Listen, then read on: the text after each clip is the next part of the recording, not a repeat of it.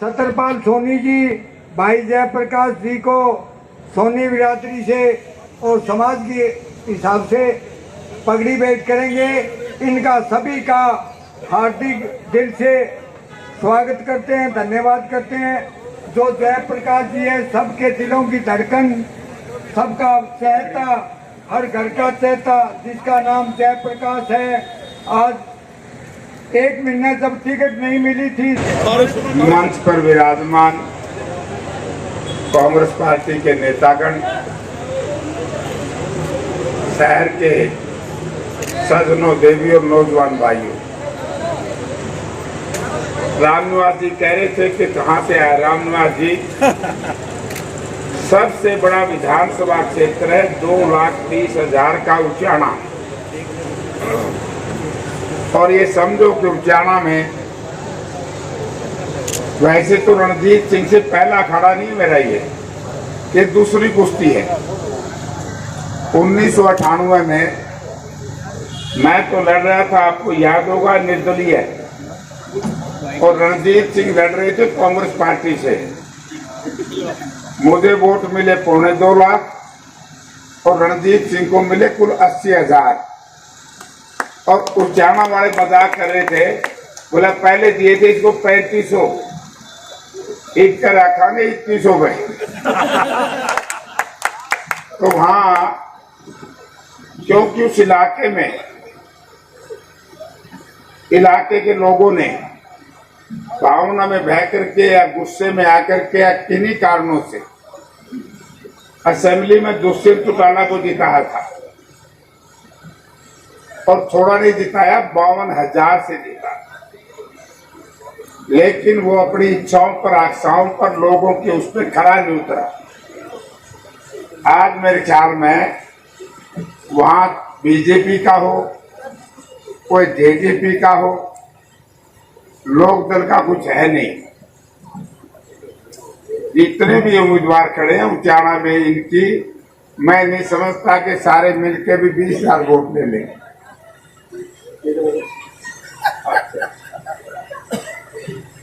तो इलाका बहुत बढ़िया है। और मैं भी कई वर्ष के बाद, इतना बड़ा रोड शो था, तकरीबन छोटी सी मंडी है, 6 घंटे रोड शो चला, 6 घंटे, जिसमें सैकड़ों ट्राली, हजारों मोटरसाइकिल, हजारों बाइक। तो मैं धन्यवाद करता हूं हमारे नौजवान का, प्रिंस का, और विशेष तौर से मैं नौजवानों से कोई 2 बात कहूंगा।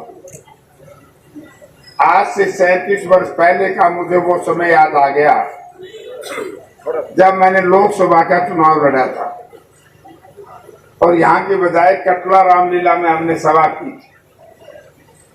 और लोग मुझे ये कहा करते थे कि जयप्रकाश तू तो बहुत छोटा है, तेरे साथ कोई सीनियर आदमी है नहीं।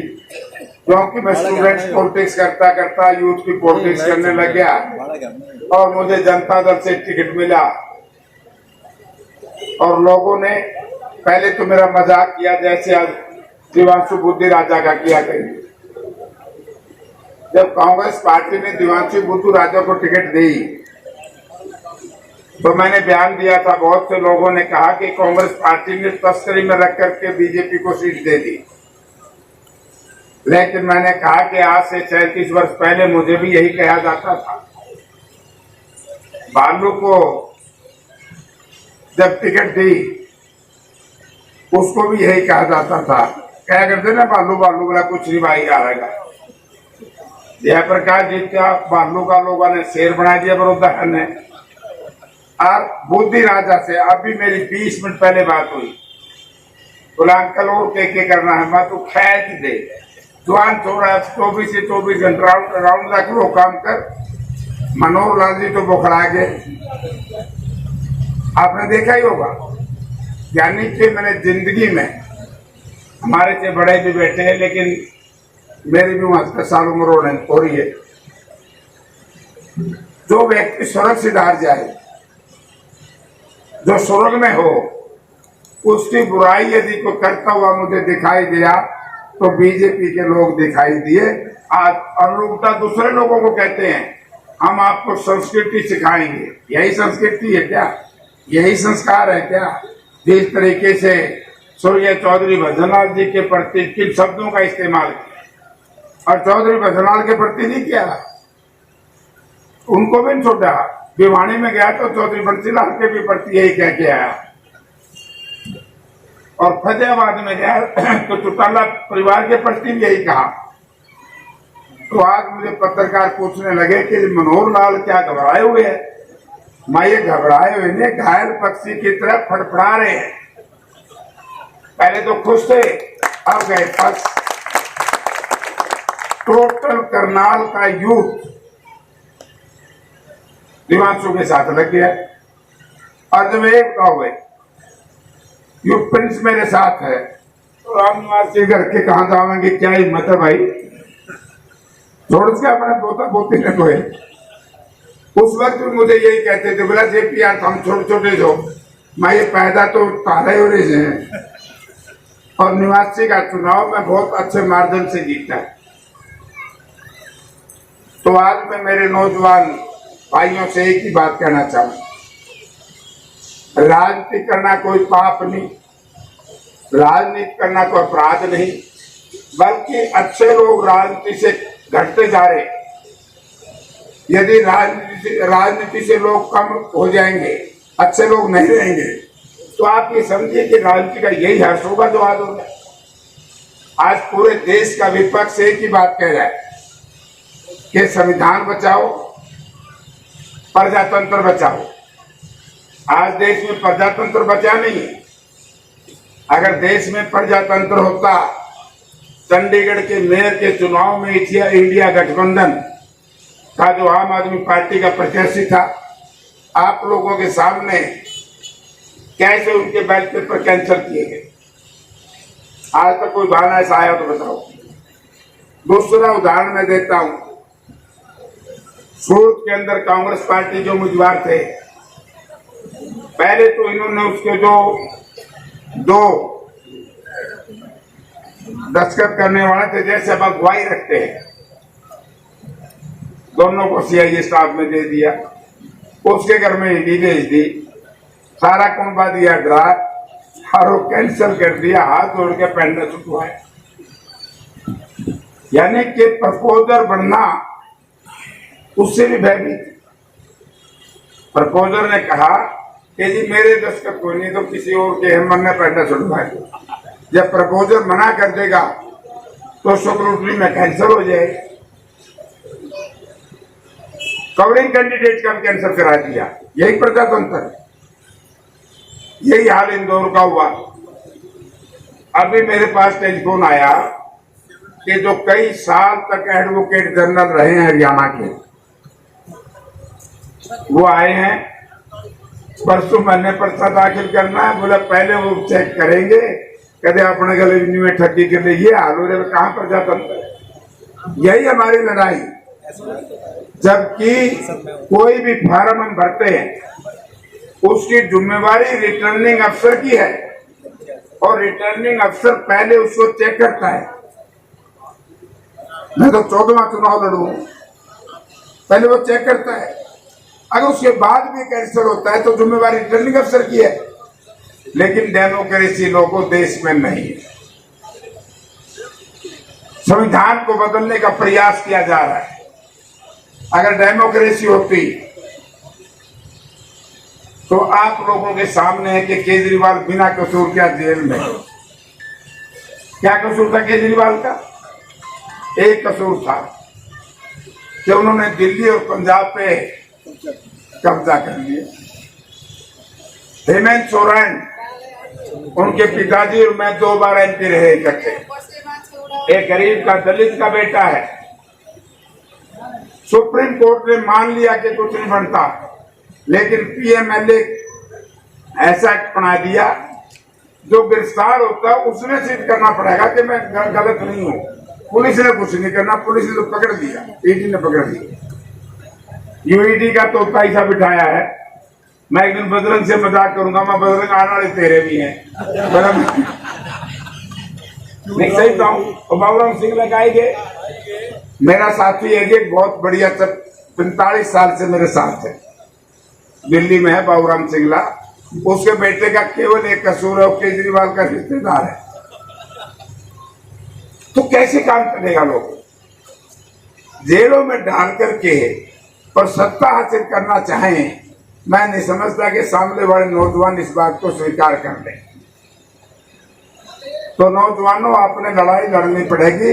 इस तरह की राजनीति देश में होने जा रही है। भाईजा प्रकाश जिंदाबाद, भाईजा प्रकाश जिंदाबाद, कांग्रेस पार्टी जिंदाबाद, भाईजा प्रकाश जिंदाबाद, भाईजा प्रकाश जिंदाबाद, कांग्रेस पार्टी जिंदाबाद। हमारे खिलाफ एक प्रचार किया गया, कैंडिडेट कर दी, करते थे कि नहीं करते थे? रणजीत सिंह कहता था बोला कैंडिडेट नहीं मिलता, कैंडिडेट ढूंढने जा रहे हैं।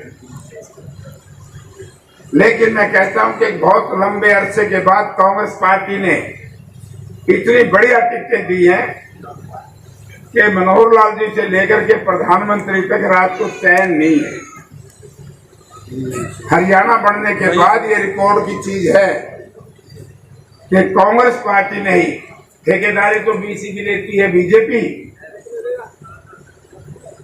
पहली टिकट सुनार जाति के सुनार के घर में पैदा हुए राज बब्बर जी, जो हमारे साथी है, और कहां से की है? दुनिया का सबसे मशहूर शहर गुड़गांव से।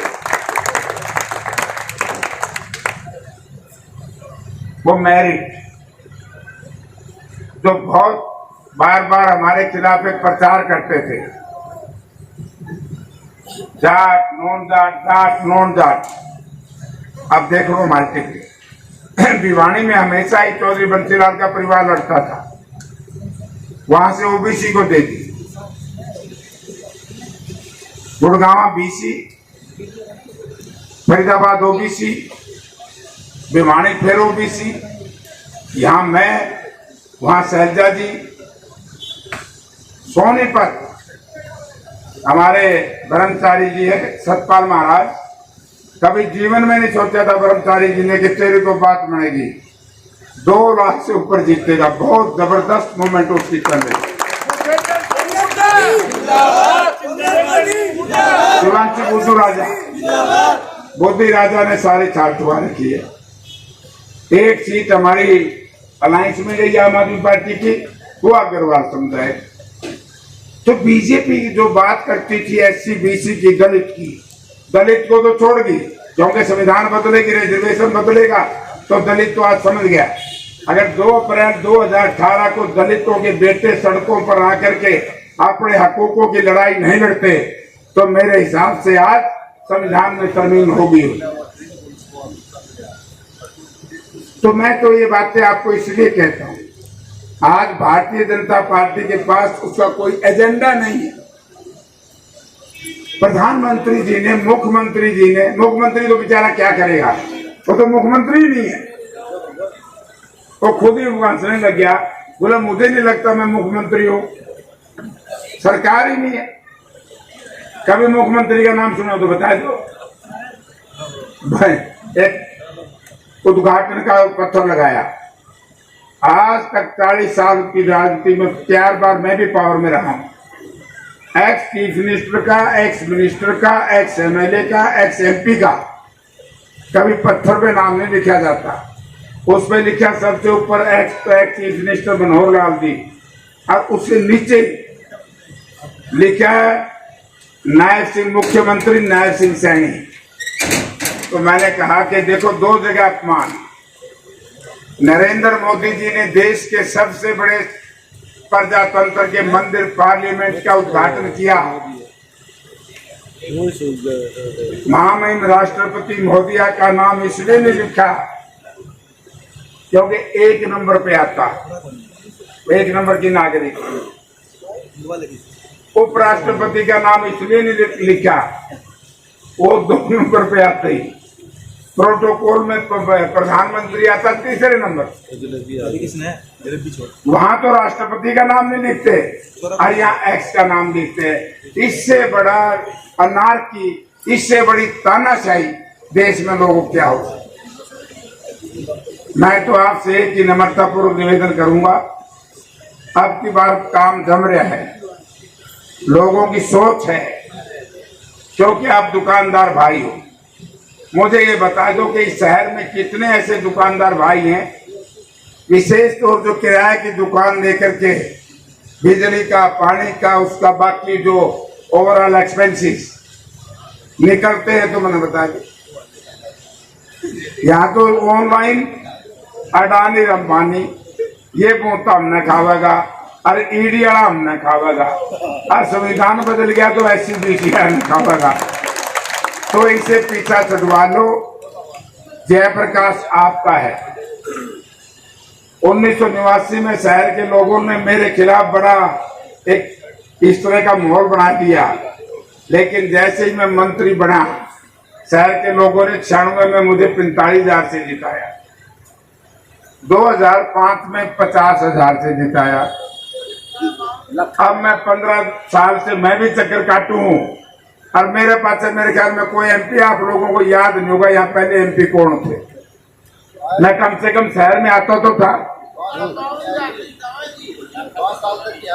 क्यों आवेगा? ये बिना वोट मिल गए एमपी तो कहते थे क्या मैं तो एमपी एमएलए नरेंद्र मोदी जी को नाम से वोट मिलते हैं। भाई नरेंद्र मोदी जी के नाम से वोट दोगे तो फिर एमपी एमएलए जनप्रतिनिधि आपके बीच में क्यों आएंगे?